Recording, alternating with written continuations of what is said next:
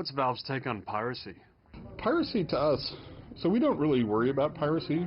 When we think, when you look at the top 10 issues on our list at any given point in time, piracy is almost never, something that's on that list. And the reason that we think that we don't have issues with piracy is that there's misconceptions in the industry about what piracy is, right? There's assumption that what is piracy? Piracy is about people who want to steal stuff from you, right? That they don't want to pay any money and they want to get your content. But when you look at the fact that these people have, $2,000 PCs and, they're spending $50 a month US more on their internet connections, clearly they're willing to spend money. So from our point of view, what we saw more and more is that piracy is a result of bad service on the part of game companies.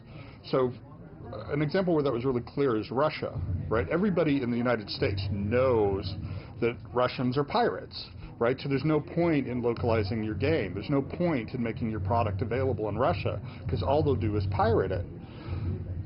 When the reality is that the pirates in Russia were actually doing a much better job than the games companies themselves in localizing the product and making it available. So if I wanted the product and I didn't want to wait 6 months to get the product, and if I wanted it in Russian, I was going to have to go to a pirate simply because I couldn't get it any other way.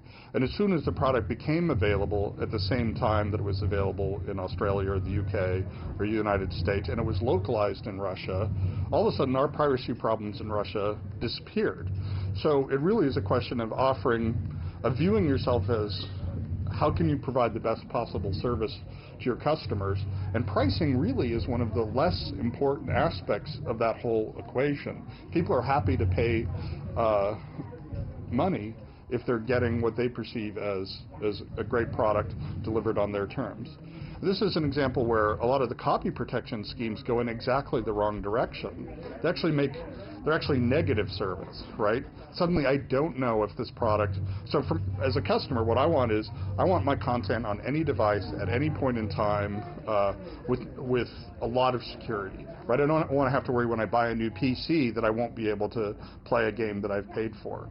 And then with copy protection, you're suddenly like, okay, if I reinstall my operating system, will I be able to play this game? If I buy a new PC, will I be able to? If I go over to my friend's house, will I be able to do it? So if you solve the real problem, which is, hey, I can go over to my friend's house and play the game. I can be in a cyber cafe on vacation on holiday, and I can play my game. And I can buy new PCs and never have to worry about backing this up or restoring backups or anything like that. Oh, that's great. Then I'm much less likely to get a pirated version. Copy protection makes it less likely that that's going to be the case. And higher service platforms like Steam or other ones that are coming out make you more confident. So when you attack the problem that way, by improving the service component of the experience rather than through copy protection, which reduces the service component, copy protection is actually going to increase. I mean, there's anecdotal evidence that this is the case, that copy protection actually increases rather than decreases the piracy of games. So, like I say, by focusing on the customer and doing useful things for the customer, piracy really becomes sort of a non-issue for us.